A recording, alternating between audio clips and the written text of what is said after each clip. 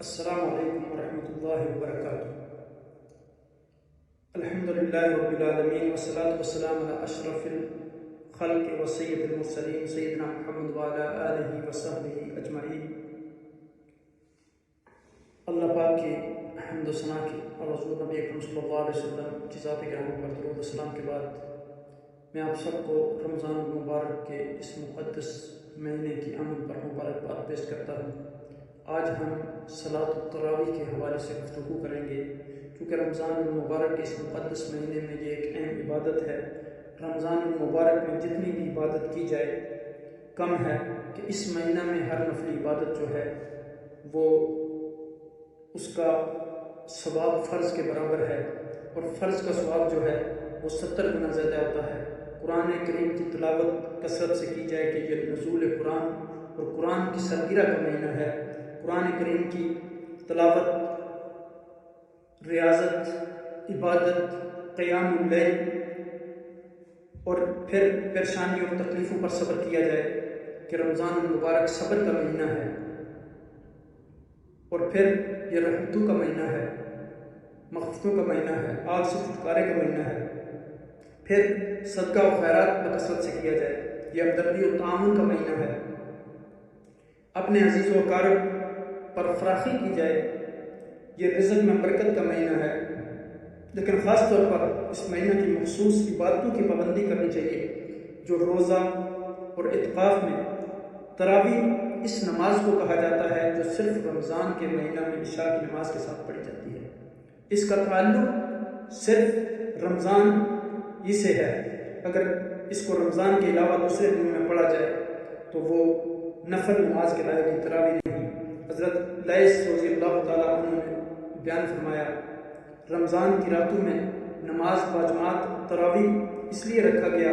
کہ لوگوں نے جماعت کے ساتھ تراویح پڑھنا شروع کی تو وہ ہر 4 رکعت کے بعد اتنی دیر آرام کرتے تھے کہ اتنی دیر میں 4 رکعت پڑھی جا سکتی، جس کو ترویہ کہتے ہیں۔ یعنی تراویح کے معنی آرام والی نماز ہے کہ اس میں ہر 4 رکعت کے بعد تھوڑی دیر جو ہے انسان وہ آرام کرتا ہے۔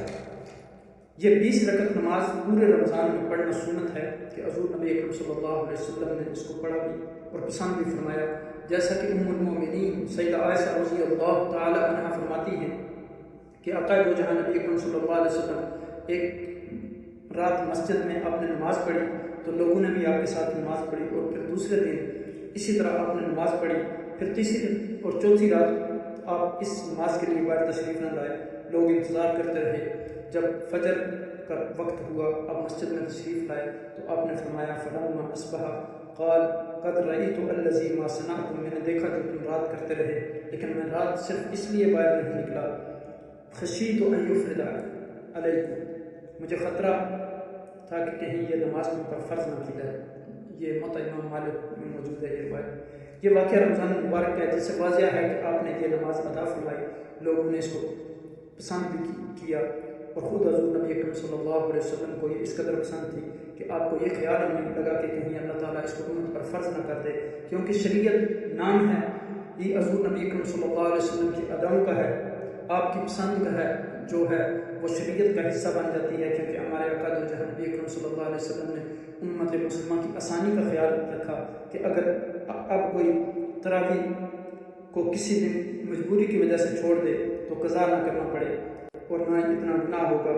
کہ جتنا کسی فرض کو چھوڑنے کا۔ تاہم حضور نبی اکرم صلی اللہ علیہ وسلم کی محبت کا تقاضا یہ ہے کہ ہر مسلمان آپ کی اس پسندیدہ نماز کی پابندی کرے فرض ہی کی طرح۔ برات تراویح کی ابتدا آقا دو جہاں نبی اکرم صلی اللہ علیہ وسلم نے کی، اس کی جماعت کر کے اس کے پڑھنے کا طریقہ بھی سکھا دیا اور اس کی پسندیدگی کو بھی ظاہر فرما دیا۔ پھر 3 یا 4 دن کے اس عمل کے بعد آپ نے اس کو سب کے ساتھ مل کر نہ پڑھا، پھر صحابہ الگ الگ یا تو مسجد میں نماز پڑھا کرتے تھے، اور یا پھر جو ہے وہ اپنے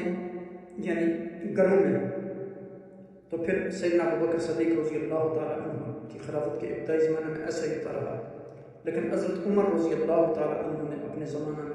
شریعت کے تمام احکامات میں ایک نظم پیدا کیا، اور ہر چیز حضور نبی اکرم صلی اللہ علیہ وسلم کے منشا کے مطابق آپ عمل کرانے کی کوشش فرماتے تھے. لہٰذا جب رمضان کی ایک رات آپ مسجد تشریف لائے اور لوگوں کو دیکھا کہ الگ الگ تراویح ادا کرتے ہیں تو آپ کو خیال پیدا ہوا کہ لو جماعت علی اولاء علی کار واحد لکان امثل ثم ان فجمعهم علی ابی بن کعب. تو آپ نے فرمایا کہ اگر ان سب کو میں ایک قاری پر جمع کر دوں تو یہ سنت ہے سے زیادہ مشابہ ہوگا. پھر آپ نے ارادہ فرمایا ثم اعظم فجمعهم علی ابی بن کعب رضی اللہ عنہ. تو آپ سب کو ابی بن کعب رضی اللہ تعالیٰ عنہ پر جمع کر دیا, یعنی آپ کو امام بنا دیا. یعنی آپ نے اعلان فرما دیا کہ آپ تراویح جماعت سے ہوا کریں گے. اس کے بعد آپ کے اس حکم پر کسی نے اعتراض نہیں کیا بلکہ تمام صحابہ نے اس کو پسند فرمایا اور سب جماعت سے یہ نماز ادا کرنے لگے. دوسری رات امیر المومنین نے جب تمام صحابہ کو مقررہ امام کے پیچھے نماز پڑھتے دیکھا تو آپ بہت خوش ہوئے اور فرمایا نعم البدع هذه, یہ کتنی اچھی رسم ہے